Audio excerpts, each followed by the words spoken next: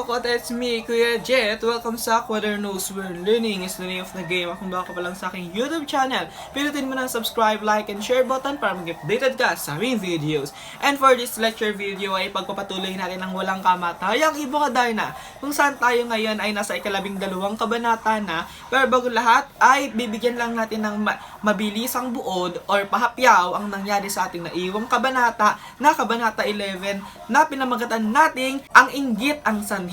Ayan, kung saan dito ay bumalik si Don Juan sa Kaharian ng Berbanya at ang Ibong Adarna ay muling umawit. Ngunit merong pinag-uutos ang Haring Fernando na bantayan ang Ibong Adarna. At kapag may ginawang pagtataksil na naman sina Don Pedro at Don Diego ay may isang kamatayang nag-aabang para sa kanila. Ayun. So dito isang gabi ng pagbabantay ni Don Pedro ay agad niyang ginising si Don Juan upang siya naman ang pagbantayin kahit hindi niya naman oras ng pagbabantay. Yun. So antok na antok si Don Juan kaya ito ay nakatulog. Tapos habang tulog si Don Juan ay pinakawalan ng dalawa o sina Don Pedro at Don Diego ang Ibong Adarna at ito ay nakatakas mula sa Kaharian ng Berbanya. At hindi nila alam kung saan nakapunta o nakalipad o napadpad ang Ibong Adarna. Basta si Don Juan ay agad na naalimpungatan at nang makita niyang wala ang ibon sa kanyang pinagbabantayan ay agad itong umalis ng walang paalam. Ayun.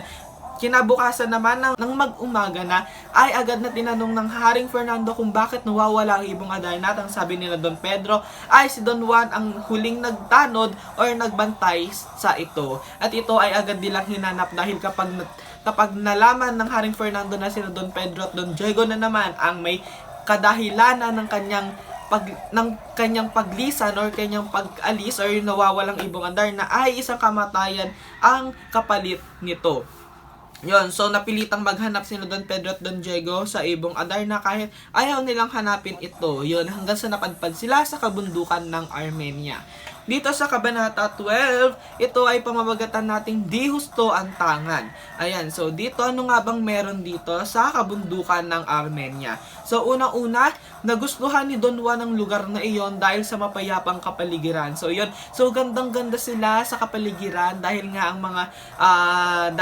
ito ay kakaiba sa kanyang mga natatanaw mula sa Kaharian ng Berbanya dahil sa napakaraming puno or yung green nature nating tinatawag at ang kabundukan nito ay napaka-espesyal para sa kwentong ito. Nahanap din ni na Don Pedro at Don Diego si Don Juan sa Kaharian ng Armenia. Kumbaga sa Florante at Laura, sa isang gubat nagtagpo ang mga tauhan at dito naman nagtagpo ang naghahanap ang magkakapatid sa kabundukan ng Armenia.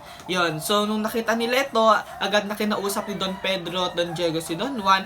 At ang sabi ni Don Pedro, kung nanaisin pa ba niya na bumalik sa Kaharian ng Berbanya or manatili na lamang sa kabundukan ng Armenia.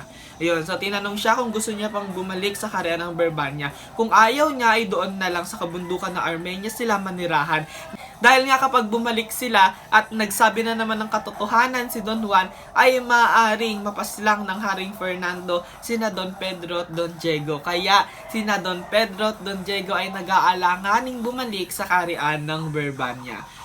Yun, so pumayag naman si Don Juan at doon na lang sila nagpasya na manirahan at dito rin sila nagsaya. Ayan, so parang napaka-plastic baga ni na Don Pedro at Don Diego na sila na nga yung may dahilan ng kapahamakan ni Don Juan tapos sasamahan pa nila sa kabundukan ng Armenia si Don Juan. Ayun, so araw-araw silang nangingisda tumuhuli ng ibon.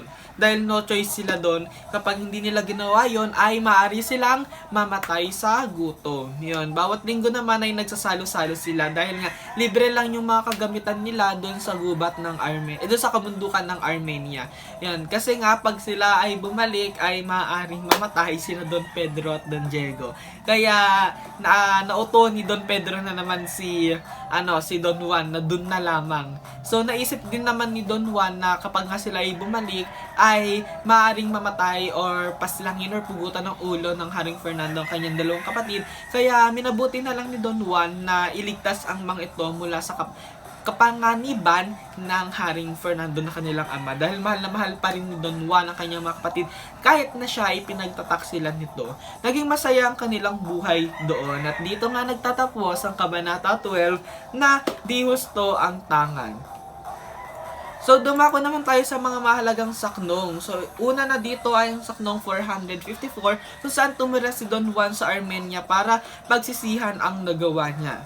Dahil nga, diba, sabi ni Don Juan, siya ay nagsisisi dahil hindi niya binantayan ng ayos ang Ibong Adarna. Pero ang katotohanan ay si Don Pedro at Don Diego ang may kapakanan ng mga iyon. Sunod naman yung saknong 455. Dahil ayaw niya maparusahan ng kanyang kapatid, tumakas siya papunta sa Armenia. Ayun, so doon na lang sila nanirahan nung kinausap ni na Don Pedro at Don Diego sina Don Juan na kung nanaisin pa ba ni Don Juan na bumalik sa Berbanya or manirahan na lang sa Armenia. Pero ang pinili ni Don Juan ay manirahan na lang sa kabundukan na Armenia. Sunod naman ang 457 kung saan hinanap at nahanap ni na Don Pedro at Don Diego si Don Juan. Next ay 458 kung saan itatago nila ang takot at hiya sa kanilang puso dahil pinakawalan nila ang Ibong Adarna. Ito ang tinutukoy nito si Don Pedro at Don Diego, hindi si Don Juan. 460, sabi ni Don Pedro na tumakas sila para hanapin si Don Juan. Yun yung sinabi ni Don Pedro kay Don Juan kahit ang katotohanan ay inutusan sila ng Haring Fernando na hanapin si Don Juan. 462, hindi totoo ang sinabi ni Don Pedro, ngunit umuo si Don Diego kahit ang totoo ay sinabi sa kanila ni Haring Fernando na hanapin si Don Juan. Yun nga, si Don Diego ay napaka-ututo rin yan, na sumasabay lang at kumakapit lang sa kanyang nakakatandang kapatid na si Don Pedro. Sunod ay yung 464, nagdesisyon sila na gusto nila tumira sa Armenia kasama si Don Juan. Yun nga, nasabi na natin yun, napaliwanag na natin. 465, nag-isip si Don Juan kung papayag ba siya, pero kalaunan ito ay pumayag din. 467, dahil wala siyang galit sa nagawa ng kapatid niya, pumayag siya na kasama niya sila sa Armenia. Yon, hindi niya iniisip na si na Don Pedro ang may kapakanan ng magkawala ng Ibong Adarna. So, ganun kabait si Don Juan.